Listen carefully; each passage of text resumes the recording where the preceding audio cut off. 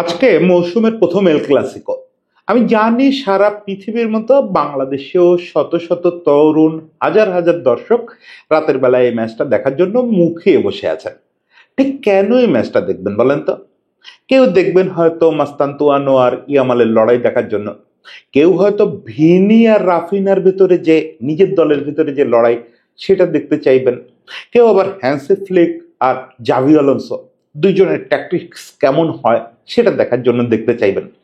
কিন্তু El Clasico কি এইটুকু? আমার কাছে তা মনে হয় না। এখন তো এল ক্লাসিকো, সত্যি কথা বলি যে মেসি রোনালদো চলে যাওয়ার পরে সেই যে প্রবল উত্তাপ সেটা অনেকটাই হারাইছে। তারপরেও এল ক্লাসিকো আসলে কোনো খেলোয়াড়, কোচ, কোনো নির্দিষ্ট ট্যাকটিক্স, কোনো যুগ এটার উপরে নির্ভর করে না। ১২৫ বছর হতে আসলো, প্রায় ১২৫ বছর। ১২৫ বছর ধরে এই একটা লড়াই, এই লড়াইটা সত্যি সত্যি মোর দ্যান এ ডার্বি। আমি অনেক সময় থামবে অনেক কথা লিখি, হয়তো একটু অতিকথন হয়ে যায় বা কখনো কম বলা হয়, কিন্তু আজ মনে হচ্ছে এই কথাটা খুবই সত্যি। এটা মোর দ্যান এ ডার্বি। এটা কখনো ফিলোসফির লড়াই, কখনো রাজনীতির লড়াই, কখনো ক্ষমতার লড়াই, কখনো দুর্দান্ত ফুটবলের লড়াই। তো পুরো ১২৫ বছরের বা ১২৩ বছরের ইতিহাস তো আর একসঙ্গে আমরা বলতে পারবো না। আমি একটু ছোট্ট করে ফিরে দেখি, খানিকটা বলবো পড়াশোনার অভিজ্ঞতা থেকে, খানিকটা চোখে দেখা থেকে, যে কি জিনিস এই এল ক্লাসিকো। কি জিনিস, কেন দুনিয়ার যে কোনো ডার্বির চেয়ে কয়েক হাজার গুণ শক্তিশালী একটা ম্যাচ একটা এল ক্লাসিকো। কি এই এল ক্লাসিকো সেটা একটু বলি। এল ক্লাসিকোর নামটা তো অনেক পরে আসছে, কিন্তু যদি আপনি রিয়াল মাদ্রিদ বনাম বার্সেলোনা ম্যাচের কথা বলেন, তাহলে ইতিহাস বলে যে প্রথম এরকম ম্যাচের সন্ধান পাওয়া যায় ১৯০২ সালে। যে কারণে বললাম যে প্রায় ১২৫ বছর হতে আসছে, মানে কাটায় কাটায় ১২৩ বছর। ১২৩ বছর আগে প্রথম দুদল মুখোমুখি হয়েছিল। তখন কিন্তু এরকম রাজনৈতিক উত্তাপ বলেন বা এই যে একটা ডার্বি ডার্বি ব্যাপার, এত কিছু ছিল না। তখন তো আসলে লা লিগাও এভাবে শুরু হয় নাই, এত ফুটবলের আনুষ্ঠানিকতাও পৃথিবী জুড়ে শুরু হয় নাই। তখন দুইটা প্রাদেশিক অঞ্চলের রাজধানীর দুইটা ক্লাব, হ্যাঁ খানিকটা ডার্বি চেহারা ছিল বইকি। দুই এলাকারই, কাতালোনিয়া চিরকালই একটু দরিদ্র এলাকা, বার্সেলোনা চিরকালই একটু দরিদ্র এলাকা, সে তুলনায় মাদ্রিদ চিরকাল একটু অভিজাত এলাকা। ফলে যে কোনো প্রতিযোগিতায়, ওটা লা লিগা বা কিছু ছিল না, কিন্তু যে কোনো প্রতিযোগিতায় এরকম দুটো শহরের দুটো প্রতিনিধিত্বকারী ক্লাব মুখোমুখি হলে সামান্য একটু উত্তেজনা থাকে, ওটুকুই ছিল। প্রথম কয়েক বছর ওই ডার্বি, ধরেন ম্যানচেস্টার ডার্বি বলেন বা লিভারপুল ভার্সেস চেলসি বলেন, এগুলো যেরকম ডার্বি ওটাও ওরকম ডার্বি ছিল। তখনকার দিনে এটা যে সারা স্পেন জুড়ে বা বাস্ক এলাকা জুড়ে ছড়ায় পড়ছে, কাতালোনিয়া জুড়ে ছড়ায় পড়ছে, তাও আমার আজকে মনে হয় না। ৩০-এর দশক পর্যন্ত ব্যাপারটা বেশ নিরীহ একটা ডার্বির মতো ছিল। কিন্তু ৩০-এর দশকে যখন একদিকে কাতালোনিয়ার স্বাধীনতা সংগ্রাম একটা প্রবল আকার ধারণ করছে, অন্যদিকে স্পেনে ফ্রাঙ্কো এবং তার পূর্বসূরীরা একটা প্রচন্ড ফ্যাসিস্ট স্বৈর শাসন কায়েম করছেন এবং তারা চাচ্ছেন যে একটা সর্বগ্রাসী স্পেন তৈরি করতে, এরকম অবস্থায় আসলে এই জিনিসটা পরিণত হয়ে গেল ওই যে বললাম পলিটিক্যাল একটা লড়াইয়ে। এটা আর ফুটবল লড়াই বা ফিলোসফির লড়াই, ফুটবল ট্যাকটিক্সের লড়াই এসবে আটকানো গেল না। বিস্তারিত তো মনে হয় বার্সেলোনা নিয়ে একদিন আমি বলছি, যে বার্সেলোনা আসলে ওই সময় হয়ে উঠলো হচ্ছে কাতালোনিয়ার যে ওই স্প্যানিশদের ভাষায় বিচ্ছিন্নতাবাদী আর কাতালোনিয়ানদের ভাষায় স্বাধীনতাকামী, এদের একটা আস্তানা। যেহেতু কাতালোনিয়া নিয়ে সমস্ত মুভমেন্ট নিষিদ্ধ, মুভমেন্ট করলেই ঘরে ঘরে নক করে আর্মির লোকেরা ধরে আনতেছে, তখন যেহেতু ওই নো ক্যাম্প স্টেডিয়ামটা একটা ফুটবল স্টেডিয়াম, তো শুরুতে অন্তত ওই জায়গায় সামরিক অভিযান টভিযান চলতো না। ওই জায়গাটা হয়ে দাঁড়ালো আসলে কাতালোনিয়া মুভমেন্টের যত যোদ্ধা, যত বিপ্লবী, কবি, সাহিত্যিক যারা কাতালোনিয়ার হয়ে যুদ্ধ করতে চান এবং যুদ্ধে উৎসাহ দিতে চান, তাদের সবার একটা অভয়ারণ্য, যে নো ক্যাম্পের ভিতরে ঢুকলে আর কেউ ধরবে না। এই জিনিসটা আস্তে আস্তে কাতালোনিয়া জুড়ে ছড়ায় পড়লো। তারা বুঝলো যে এই বার্সেলোনা যে ক্লাবটা, এই ক্লাবটা আসলে আমাদের মুখপাত্র। কাতালোনিয়ার যদি স্বাধীনতা পেতে হয় তাহলে আমাদের সবার বার্সেলোনার সঙ্গে থাকতে হবে। অন্যদিকে ফ্রাঙ্কো নিজে মানে স্পেনের তখন যিনি শাসক, তিনি যে খুব ফুটবল প্রেমী ছিলেন এমন কোনো প্রমাণ পাওয়া যায় না। কিন্তু সবসময় ক্ষমতাসীনরা তাদের কোনো একটা ক্লাবকে, কোনো একটা সংগঠনকে মুখপাত্র বানাতে চায়। ফলে রিয়াল মাদ্রিদ চাক বা না চাক, এই ফ্রাঙ্কোর লোকজনেরা মিলে রিয়াল মাদ্রিদকে চেষ্টা করলো যে বার্সেলোনার মানে রাজনৈতিক প্রতিপক্ষ হিসাবে দাঁড় করানোর। ফুটবলীয় শক্তিতে কিন্তু রিয়াল মাদ্রিদ অনেক আগে থেকেই আগানো। রিয়াল মাদ্রিদের যে আভিজাত্য, তাদের যে ঐতিহ্য, এটা বার্সেলোনার চেয়ে অনেক আগানো। কিন্তু ফুটবলীয় বিচার তারা করলো না। তারা করলো, ওরাও যেহেতু পলিটিক্যালি নো ক্যাম্পকে নিছে, বার্সেলোনাকে নিছে, আমরাও পলিটিক্যালি এটাকে দাঁড় করাবো। ফলে এই মুখোমুখি লড়াইগুলো শুরু হলো আসলে পলিটিক্যাল লড়াই। এটা খানিকটা ফিলোসফির লড়াইও হলো। কারণ স্পেন কি চায়, মাদ্রিদ তখন কি চায়। মাদ্রিদ চায় বাস্ক এলাকা, কাতালোনিয়া এলাকা, সমস্ত এই যে বিভিন্ন জনগোষ্ঠী, এই জনগোষ্ঠীর আর স্বাধীনতাকামী কোনো আন্দোলন থাকবে না, কেউ বিচ্ছিন্ন হতে চাইবে না, সবাই স্পেনের ছায়াতলে এসে দাঁড়াবে, কোথাও কোনো শব্দ থাকবে না।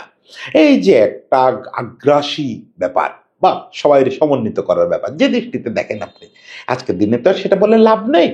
ব্যাপারটা তো এই যে বাকিদের সবাই দমন করা, এই দমন করার মানসিকতার কারণে এটা একটা ফিলোসফিক্যাল ব্যাপারেও পরিণত হলো। কাতালোনিয়ানরা অনেক বেশি সমাজতান্ত্রিক, এরা অনেক বেশি রাজতান্ত্রিক, এই দুটো ফিলোসফিও মুখোমুখি হলো। সেই ফিলোসফিক্যাল লড়াই যদি থাকতো, ফুটবলীয় লড়াই যদি থাকতো, তাহলে হয়তো ওই একটা অন্ধকার যুগ আমরা দেখতাম না।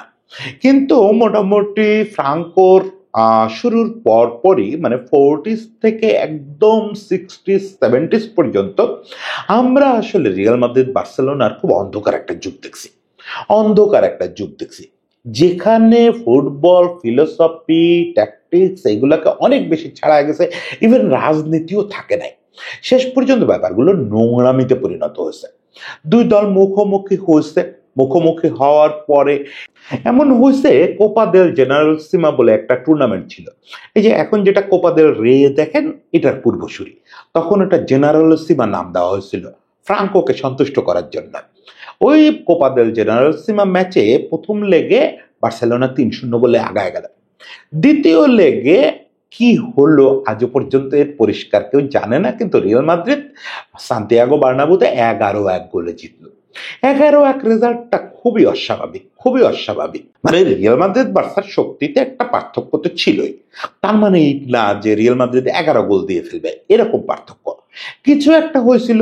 সেটা কি হয়েছিল সেটা নিয়ে নানা মুনির নানা মত আছে। বার্সেলোনার ওখানে যারা খেলছিলেন তারা প্রায় সবাই মারা গেছেন।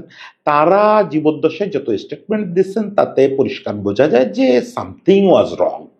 একটা জিনিস কাতালোনিয়ানরা বলে যে ওখানে আসলে ফ্রাঙ্কোর জেনারেলরা গিয়ে সরাসরি বলছিল যে তোমরা মাদ্রিদ থেকে জিতে ফিরতে চাও না বেঁচে ফিরতে চাও।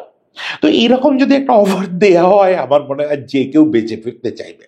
সে বেঁচে ফিরতে গিয়ে তারা 11টা গোল হজম করছে, এরকম একটা দাবি করা হয়। এখন সত্যি কি না আসলেই কোনো জেনারেল গিয়ে এইসব কথা বলছে, নাকি মাঠে তারা নিজেরাই ভয়ে চুপসায় গিয়ে 11টা গোল হজম করছে, এটা তো আর আজকে যেহেতু এটার কোনো কংক্রিট এভিডেন্স নাই, এখনই রিয়াল মাদ্রিদ আলারা বলবেন যে না এটার কম কিছু ঘটে নাই, এখনই বার্সেলোনা ওয়ালারা বলবে অবশ্যই ঘটছে, কারণ কোনো এভিডেন্স নাই। কিন্তু ঘটনাটা যে প্রচন্ড অস্বাভাবিক তাতে তো কোনো সন্দেহ নাই। এরকম অস্বাভাবিক ঘটনা একের পর এক ঘটতে থাকলো। বিশেষ করে বার্সেলোনা আবার একবার একটা টুর্নামেন্ট, ওটা বোধহয় কোপ বা স্প্যানিশ সুপার কাপ, এটা ফাইনালে উঠলো। ফাইনালে খেলতে, ফাইনাল খেলা আবার সান্তিয়াগো বার্নাব্যুতে। ফাইনালে খেলতে বার্সেলোনা দল হাজির হয়ে গেছে। তখন স্প্যানিশ যে লিগ কর্তৃপক্ষ, তখন ওই লা লিগা কর্তৃপক্ষ তৈরি হয় নাই, তারা জানালো যে বার্সেলোনার রেজিস্ট্রেশন বাতিল করা হয়েছে। মানে টুর্নামেন্টের ফাইনালের দিন এসে রেজিস্ট্রেশন বাতিল করা হয়েছে। কেন? তারা দলবদলে অনিয়ম করছিল, সিজনের শুরুতে দলবদলে অনিয়ম করছিল, এই জন্য রেজিস্ট্রেশন বাতিল করা হলো ফাইনালের দিন।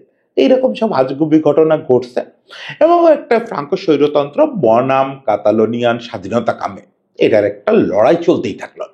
একটা জিনিস যেটা হলো, এটার আরো একটা খারাপ সাইড এফেক্ট, সেটা হচ্ছে যে এমনিতে তো কাতালোনিয়ানরা একটা সমর্থক গোষ্ঠী আছে, মাদ্রিদের সমর্থক গোষ্ঠী আছে, যারা মূলত সবকিছুই করে খুব রোমান্টিক ভঙ্গিতে। যুদ্ধটাও করে এই দুই দল রোমান্টিক ভঙ্গিতে, কিন্তু এটা করতে গিয়ে দুই দলের প্রচুর হুলিগান সমর্থক তৈরি হলো। আল্ট্রাস বিভিন্ন সমর্থক গোষ্ঠী তৈরি হলো ওই 30-40-এর দশকে। এই সমর্থক গোষ্ঠীগুলো বিভিন্ন নামে মারামারি দাঙ্গা করা, মাদ্রিদে যখন খেলা হয় তখন মাদ্রিদ শহর অস্থির হয়ে ওঠে, বার্সেলোনায় যখন খেলা হয় বার্সেলোনা শহর অস্থির হয়ে ওঠে, একটা যাচ্ছে তাই অবস্থা। বার্সেলোনার এরকম একটা আল্ট্রাস সমর্থক গোষ্ঠী পরে ওই একই নামে, আমি নামটা ভুলে গেছি, দেখে নিতে হবে, এই না দেখে আপনারা দেখে নিতে পারবেন, একটা সমর্থক গোষ্ঠী পরে ফুটবল সমর্থক বাদ দিয়ে সরাসরি সশস্ত্র গোষ্ঠীতে পরিণত হয়ে গেছে। এখন কেউ বলে, মানে যারা সুশীল ইতিহাস লেখে তারা বলে যে জঙ্গি সংগঠনে পরিণত হয়েছে, আর যারা কাতালোনিয়ান তারা এখনো বিশ্বাস করে যে তারা স্বাধীনতাকামী সংগঠনে পরিণত হয়েছে। কিন্তু সশস্ত্র গোষ্ঠীতে পরিণত হয়েছে এটা সত্যি। মানে একটা ফুটবল সমর্থক গোষ্ঠী, আপনি চিন্তা করেন যে কোন জায়গায় গেলে, পরিস্থিতি কোথায় গেলে একটা ফুটবল সমর্থক গোষ্ঠী সশস্ত্র গোষ্ঠীতে পরিণত হয়ে যায়। এই জিনিসগুলো চলতেই থাকলো 50-এর দশকে এসে এটার মাঠে আমরা প্রচন্ড প্রভাব দেখলাম, বিশেষ করে ডি স্টেফানো কাণ্ডে। ডি স্টেফানো আজকে রিয়াল মাদ্রিদের লিজেন্ড হিসেবে মারা গেছেন, ইভেন আর্জেন্টাইন লিজেন্ড হিসেবেও মারা যেতে পারেন নাই, কারণ আর্জেন্টিনার হয়ে একটা কোপা ছাড়া কিছুই অ্যাচিভ করতে পারেন নাই। স্পেনের ন্যাশনালিটি নিচ্ছেন, সেখানেও কিছু অ্যাচিভ করতে পারেন নাই, কিন্তু রিয়াল মাদ্রিদের হয়ে সব কিছু করছেন। রিয়াল মাদ্রিদের সর্বকালের সেরা খেলোয়াড় সেই ডি স্টেফানোকে নিয়েও কিন্তু রিয়াল মাদ্রিদ বার্সেলোনা মানে এল ক্লাসিক হয়েছে। কেমন হয়েছে? ডি স্টেফানো লাস্ট ফিফা স্বীকৃত কোনো দলে রিয়াল মাদ্রিদে আসার আগে খেলছেন হচ্ছে রিভার প্লেটে। এখন ওই সময় কলম্বিয়ার ফুটবল ফিফার নিষিদ্ধ ছিল। উনি হঠাৎ করে সম্ভবত টাকার ভালো অফার পেয়ে কলম্বিয়া একটা দলে খেলতে চলে গেলেন। ওই কলম্বিয়ায় থাকা অবস্থায় ওনার সঙ্গে বার্সেলোনা এবং রিয়াল মাদ্রিদ দুই দলে যোগাযোগ করলো, হিউজ অ্যামাউন্ট অফার করলো। এখন ওনার এজেন্ট এক দলকে বার্সেলোনাকে বোধহয় হ্যাঁ বলে দিল, উনি রিয়াল মাদ্রিদকে হ্যাঁ বলে দিলেন, নাকি উনি একাই দুই দলকে হ্যাঁ বলে দিলেন, এগুলো নিয়ে প্রচুর ধোঁয়াশা আছে যে ডি স্টেফানো কেন এরকম করলেন। মূল ভুলটা তো তার দিক থেকেই হয়েছে, কারণ দু দলই তার সম্মতি পেয়ে গেছে। এখন দু দলই সম্মতি পেলে কি হবে, উনি দু দলের কাছ থেকে বড় ধরনের অফার অ্যাকসেপ্ট করছেন, সেটা ওনার এজেন্ট করুক আর উনি করুক। এখন তো দু দলই তারে চায়, দু দলেরই দাবি নেক্সট সিজনে আমাদের হয়ে নামতে হবে। ফিফাকে মধ্যস্থতায় বসতে হলো। ফিফা শেষ পর্যন্ত বলল যে এই সিজনটা সে রিয়াল মাদ্রিদের হয়ে খেলবে, নেক্সট সিজন বার্সেলোনার হয়ে খেলবে। এভাবে আগে দুই সিজন কাটবে, তারপরে তার দল বদলের অধিকার হবে, তখন সে ডিসিশন নিতে পারবে যে সে কোন দলে যাবে। ফেয়ার আনাপ, একটা ভালো রায় ছিল। কিন্তু পরের সিজন আসার আগে বার্সেলোনা একটা চিঠি দিয়ে জানালো যে আমরা ডি স্টেফানোকে ছেড়ে দিচ্ছি। এই চিঠি নিয়ে আবার কাতালোনিয়ানদের ভিতরে ব্যাপক আছে, ব্যাপক শোরগোল আছে যে বিনা কারণে বার্সেলোনা নিশ্চয়ই চিঠি দেয় নাই, নিশ্চয়ই এরকম কিছু করা হয়েছে, কানে বন্দুক ধরা হয়েছে। হতে পারে, হয়েছে কিনা আবার কেউ জানি না আমরা। কিন্তু কাতালোনিয়ানরা জোর দাবি করে যে ফ্রাঙ্কোর লোকজন এসে বার্সেলোনায়, তখন ওই এর মধ্যে আবার একটা ঘটনা ঘটলো, বার্সেলোনার কমিটিও ওরা দখল করে নিল। বার্সেলোনা স্টেডিয়ামে তো ইনভেশন হলোই, ওখানে আর্মি ঢুকলো, ঢুকে বিপ্লবীদের তছনছ করে দিল। নো ক্যাম্পে যে আশ্রয় টাশ্রয় ছিল ওগুলো আর থাকলো না, বার্সেলোনার কর্তৃপক্ষ তারা দখলে নিয়ে নিল মাদ্রিদওয়ালারা। ফলে যেটা হলো যে ফ্রাঙ্কোর ইশারায় আসলে বার্সেলোনাও তখন উঠে বসে। ফলে বার্সেলোনার কমিটি, কাতালোনিয়ানরা তো কখনোই সেটা করে না, আজও করে না, কিন্তু বার্সেলোনা এরকম একটা চিঠি দিয়ে দিল, তারা ডি স্টেফানোকে ছেড়ে দিল। এই কাতালোনিয়ানরা ফুঁসে উঠল। ফলে যে একটা ঘৃণার সম্পর্ক তৈরি হলো, এই শুধু স্প্যানিশ ফুটবল নিয়ে অনেক বড় বড় গ্রন্থ রচনা করা হয়েছে।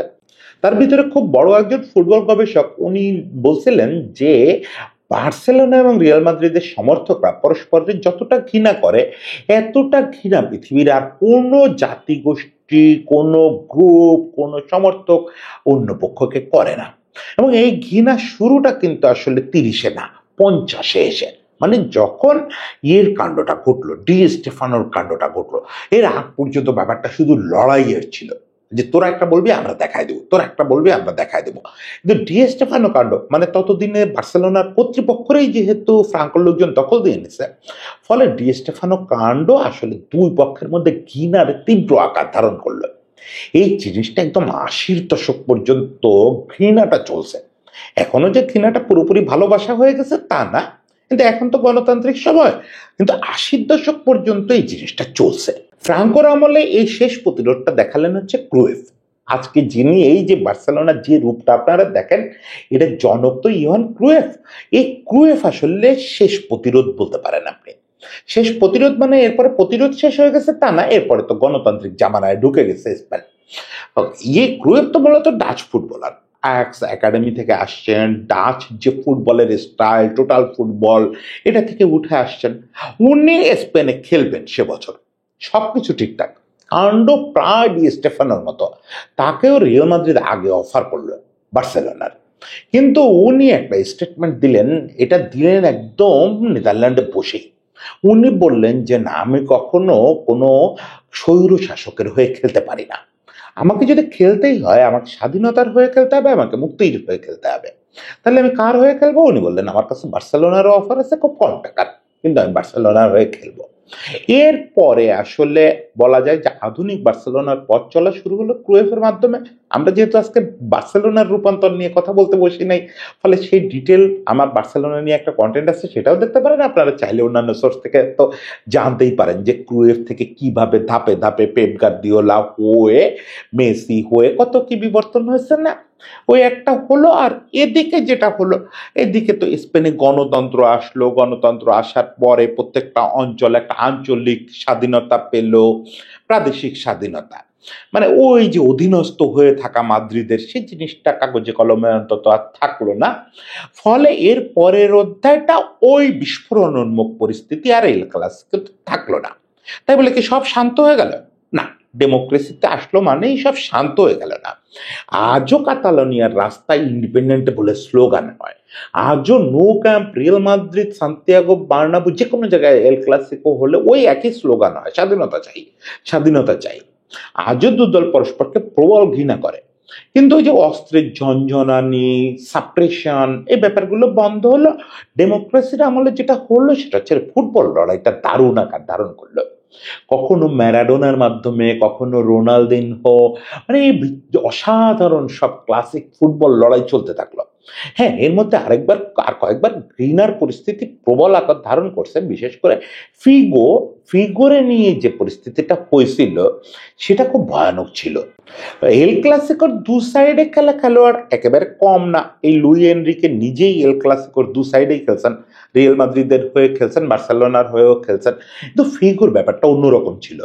ফিগো ছিলেন বার্সেলোনার ক্যাপ্টেন, এবং বার্সেলোনার কাছে তখনকার দিনের আপনি কি বলবো, মেসি না হলেও একেবারে নয়নের মণি ছিলেন, নয়নের মণি ছিলেন।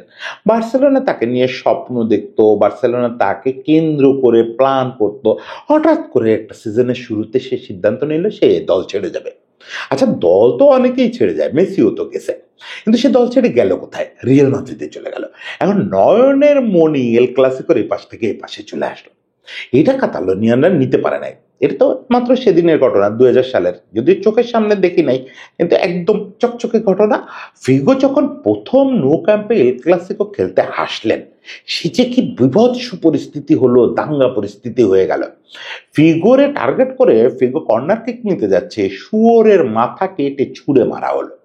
এছাড়া ফিগোর মূর্তি বানায় সেটারে পোড়ানো, সেটারই করা, মাঠে গ্যালারিতে আগুন ধরায় দেওয়া, ফিগোরে জুডাস বলে গালিগালাজ করা, বিশ্বাসঘাতক, অমুক তমুক, মানে ম্যাচ বন্ধ হয়ে যাওয়ার উপক্রম হয়েছিল।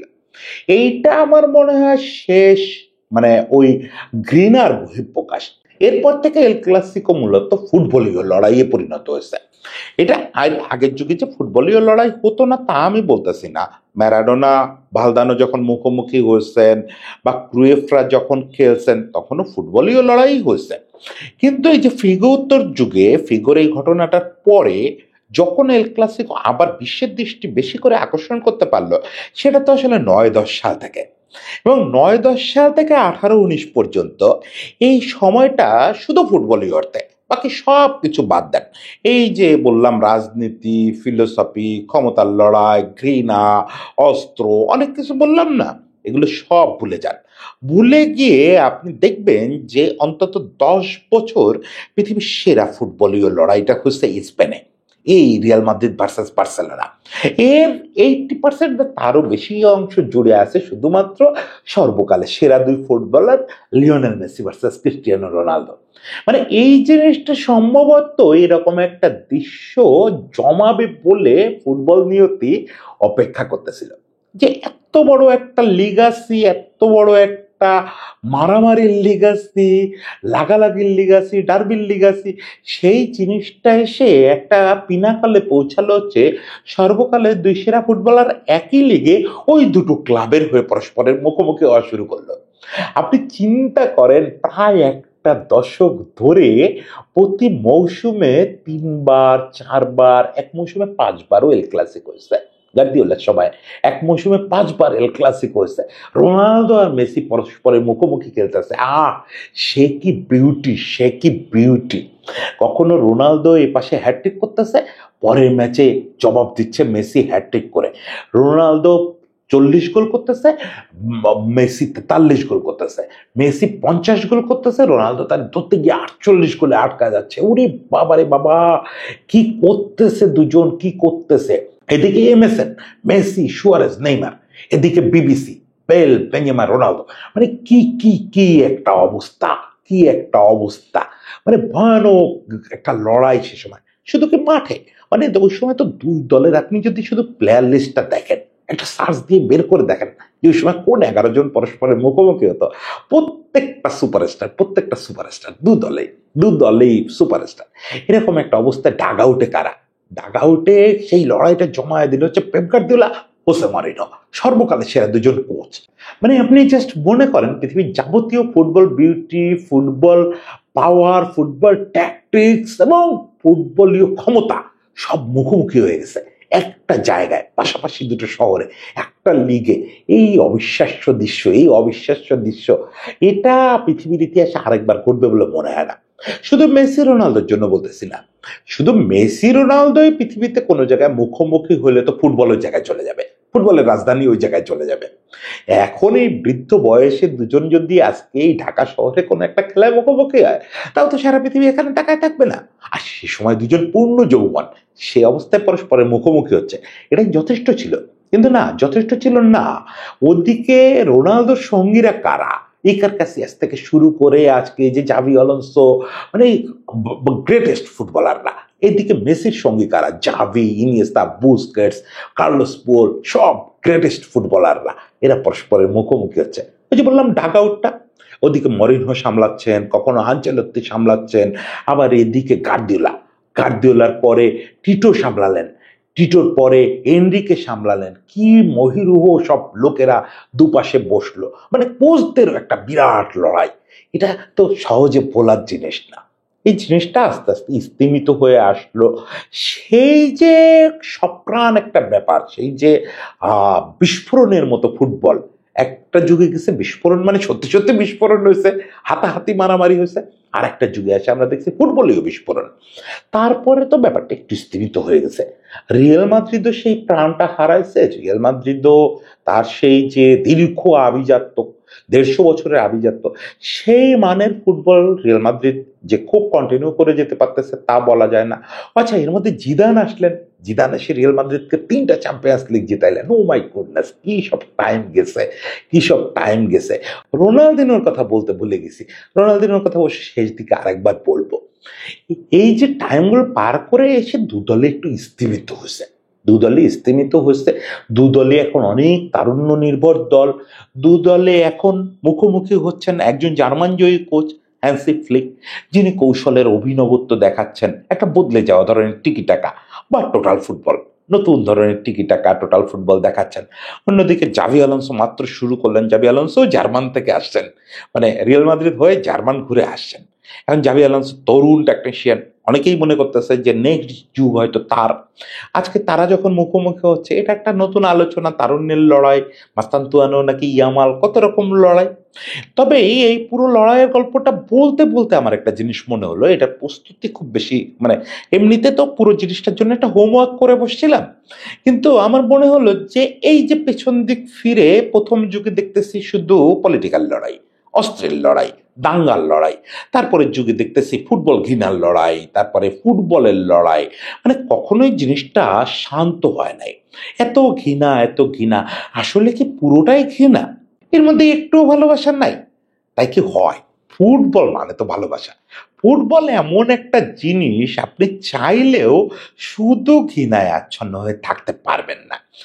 চোখের সামনেই তো দেখছি যে এই সব ঘৃণা, সব প্রতিযোগিতা, সব লড়াই মুহূর্তের ভিতরে নাই হয়ে গেছে বিরাট কোনো একটা ঘটনার সামনে।